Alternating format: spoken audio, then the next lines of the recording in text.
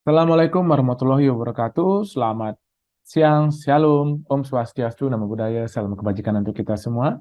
Yang kami hormati Prof. Indrianawati Usman, selaku dosen pengampu mata kuliah Filsafat Ilmu Manajemen. Yang kami hormati Bapak Ibu sekalian, izinkan kami dari kelompok 4, saya sendiri Zakaria Rialmi, dan Ibu Gebrina Ayu Pramesti akan menyampaikan topik pertemuan ke-11, yakni filosofi from below.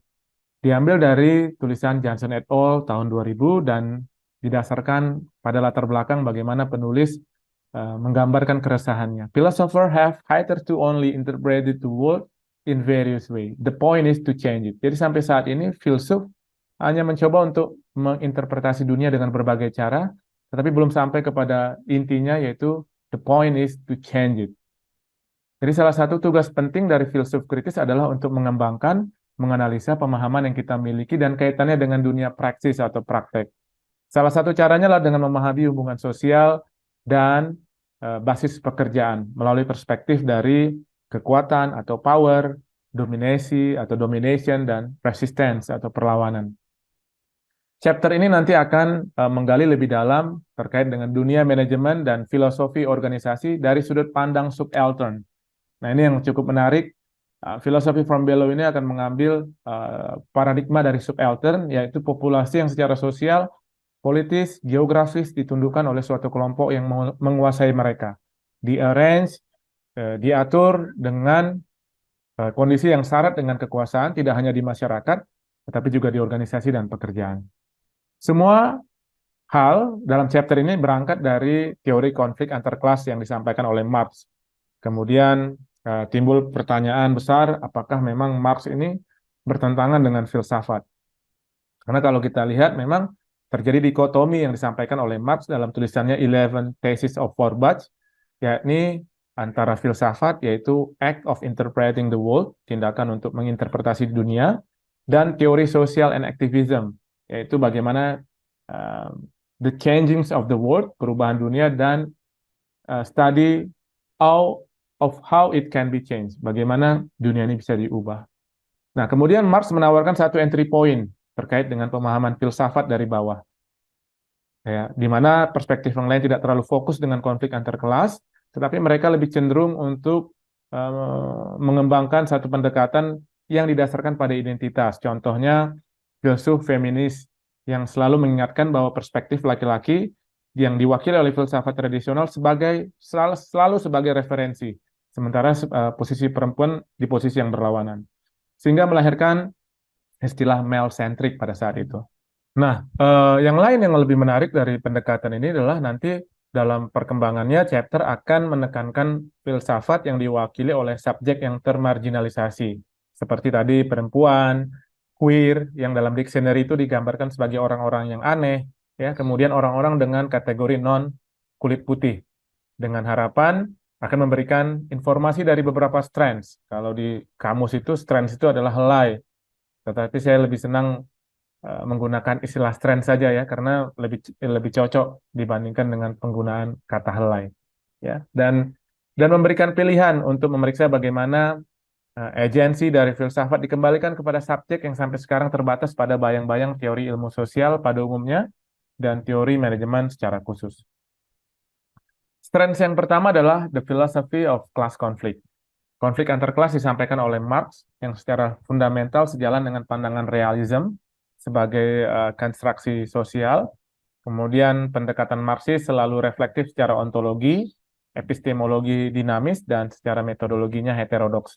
Nanti akan kita diskusikan lebih dalam bagaimana teori dari class formation dan class conflict ini mengikuti aliran realis, critical anti-realis, dan juga refleksif epistemologi.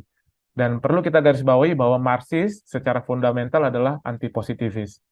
Sebagai contoh adalah bagaimana pekerja baja di United States mengalami deskilling atau pelemahan posisi secara sistematis. Dan ini bukan karena perkembangan teknologi eksternal atau inovasi yang spontan, tetapi dikarenakan tindakan manajerial yang di dalamnya seperti pemogokan, penghancuran, dan intimidasi. Marxis sebagai filsafat politis mengalami penurunan di tahun 80-an dan 90-an karena dianggap terkait dengan kebijakan ekonomi Uni Soviet. Runtuhnya tembok Berlin diikuti dengan kejatuhan dari USSR tampaknya telah memukul lonceng kematian bagi Marxis. Tetapi pada pasca krisis keuangan tahun 2008, gagasan ini seperti bangkit kembali dengan banyaknya analis yang menyatakan bahwa teori Marx ini bisa digunakan sebenarnya untuk menganalisa krisis kapitalisme. Dan memang banyak hal yang harus diselamatkan dari banyaknya lembaga institusi sosial politik yang liberal ya, sehingga perlu adanya filter dengan pendekatan Marxis ini.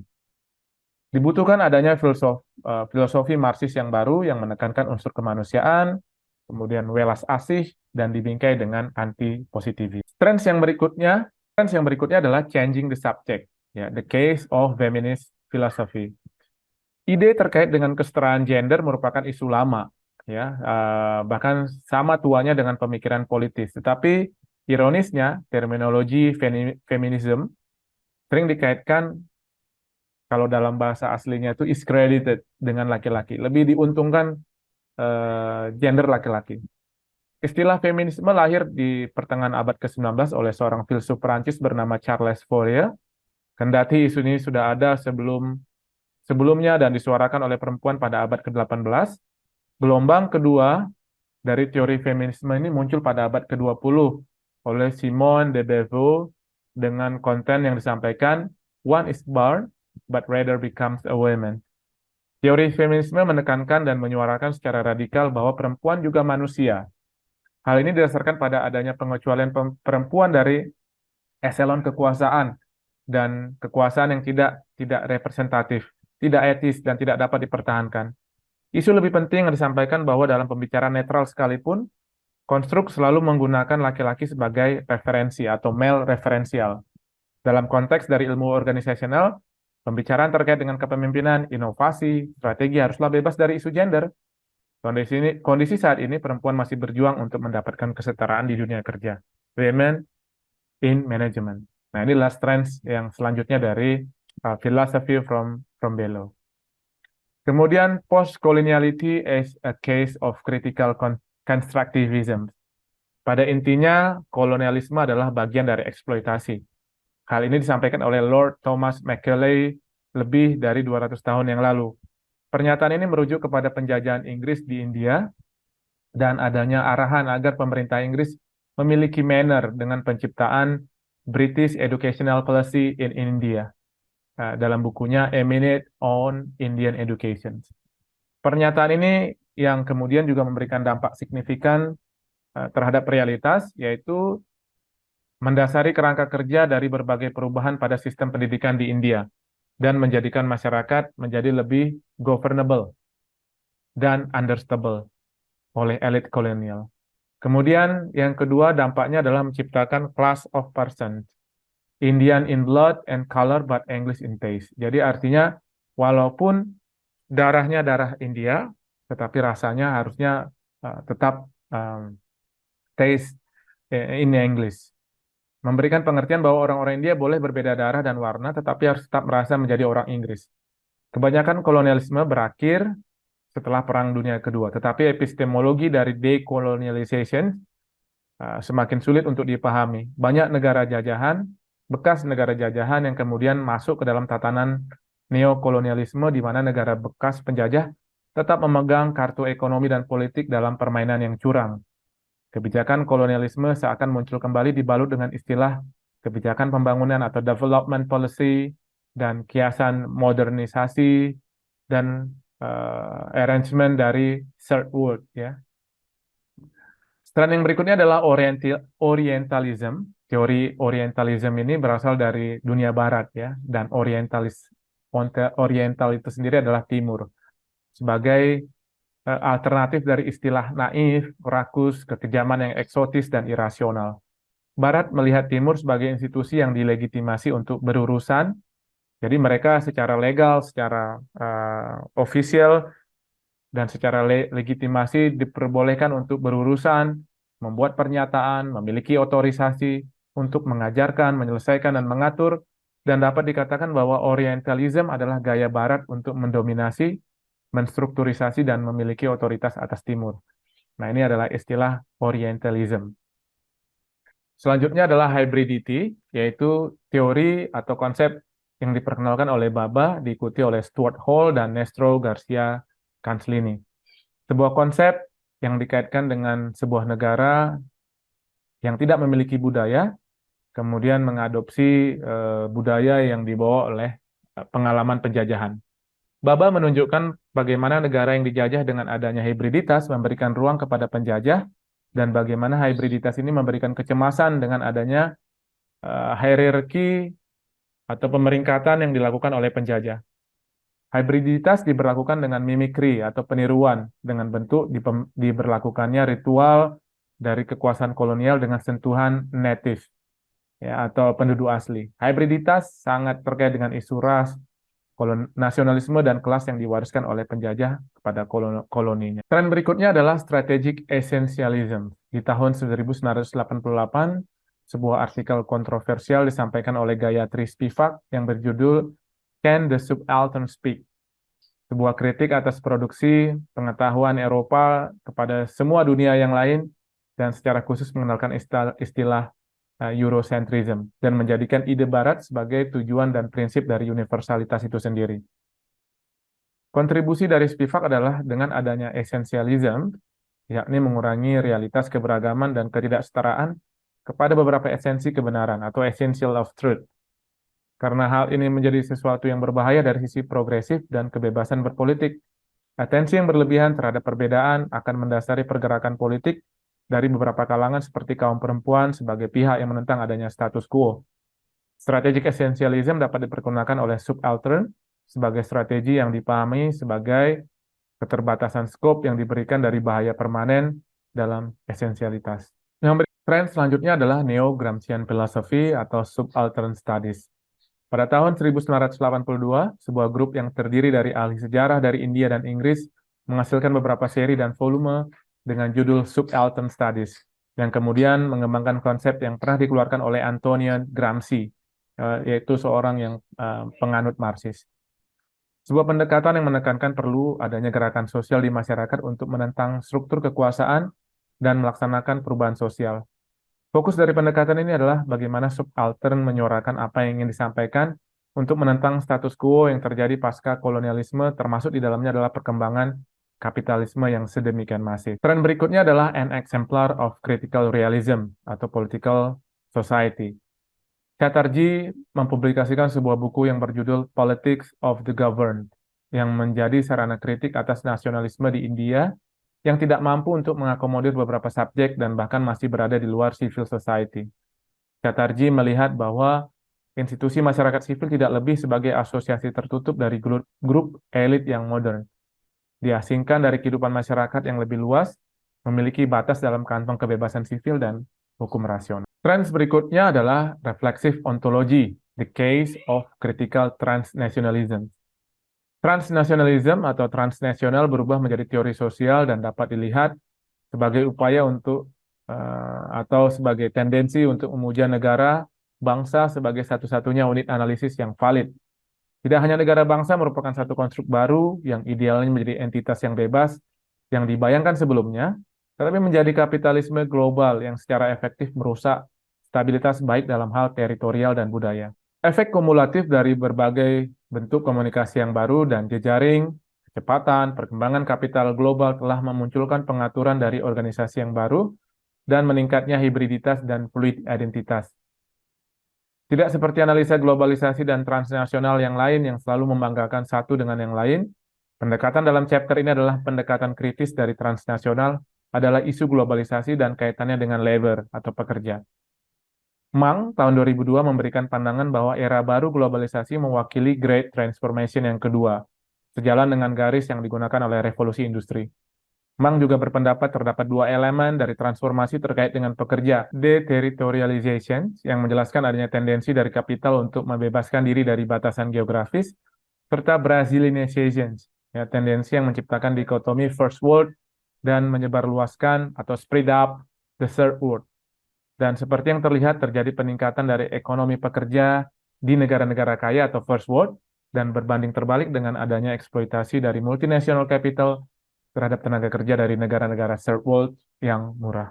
Kesimpulan yang bisa diambil dari chapter adalah Kehadiran dari supply chain global difasilitasi dengan penurunan proteksi terhadap pekerja, permusuhan dengan collective action oleh pekerja, dan pengkoreksian besar terhadap pemberitaan pers dengan kepentingan korporasi.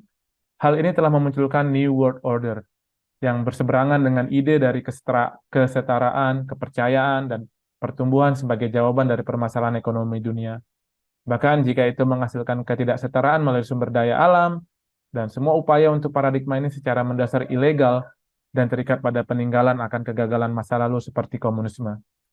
Chapter memberikan counter naratif kepada pandangan filosofi business as usual, membuka semua premis dan bertanya atas semua pertanyaan mainstream dari filosofi organisasional yang posisinya tidak tersentuh, yakni filosofi from below. Ya, demikian yang bisa kami sampaikan dan kita akan lanjutkan dengan sesi diskusi. Atas perhatiannya, kami mengucapkan terima kasih. Assalamualaikum warahmatullahi wabarakatuh. Selamat siang. Shalom. Om Swastiastu. Namo Buddhaya. Salam kebajikan untuk kita semua. Terima kasih. Baik, terima kasih sebelumnya untuk Prof. Indin dan juga teman-teman atas kesempatannya. Terima kasih juga untuk Pak Zek telah menyampaikan materi sebelumnya. Kali ini saya akan mencoba menyampaikan tentang chapter 4 mengenai The Road Ahead for Management and Organizational Philosophy. Di chapter ini tidak banyak yang dibahas, namun perlu saya sampaikan beberapa hal.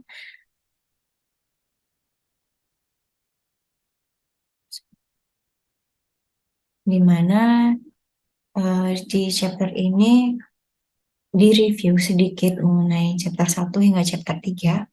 Di chapter 1 mengenai Everyone is Philosopher, di mana Everyone is Philosopher ini dapat diartikan bahwa setiap orang itu adalah filsuf. Setiap orang mempunyai pemikiran mereka sendiri, pendapat mereka sendiri, dan setiap orang berhak untuk menemukan kebenaran versi mereka sendiri. Lalu untuk di chapter 2 mengenai integrating concept, di sini membahas mengenai ide dan atau gagasan umum tentang filosofi. Dan di chapter 3 tadi sudah banyak dibahas oleh Pak Jack mengenai filosofi from below. Selanjutnya, nah, di filsafat ini juga dapat digunakan pada politik. Dalam hal ini, politik itu tidak jauh pada kekuasaan dan pengambilan keputusan atau pengambilan tindakan. Sehingga pemimpin di sini sebagai pemilik kekuasaan tertinggi perlu kritis dan juga selalu bertanya-tanya. Sehingga pemimpin yang selalu bertanya-tanya tersebut tidak sekedar hanya menerima informasi saja, seperti itu. Nah, Umberto Eco ini menjelaskan bahwa janganlah khawatir jika kita merasa bingung. Khawatirlah jika kita tidak bingung. Artinya dapat disimpulkan bahwa dengan adanya kebingungan ini itu memungkinkan kita untuk berpikir mencari jawaban dan kebenaran yang kita pikirkan tadi. Lalu Jones and Ten Bos 2007 ini juga menyatakan bahwa organisasi ini harus menjadi subjek yang filosofis. Maka dari itu karena organisasi ini cukup membuat kita cemas, merasa ingin tahu, mungkin ada rasa marah, jenuh, adanya juga penuh harapan dan meragukan tujuan organisasi, serta adanya kebingungan-kebingungan tertentu dalam organisasi, ini membuat kita menyimpulkan bahwa kebingungan itu adalah titik awal untuk kita berfilosofis. Lalu selanjutnya, filsafat dalam organisasi. tentu perlu untuk kita dalam berorganisasi untuk membiasakan diri dengan ide-ide dan mempertimbangkan cara-cara yang khusus.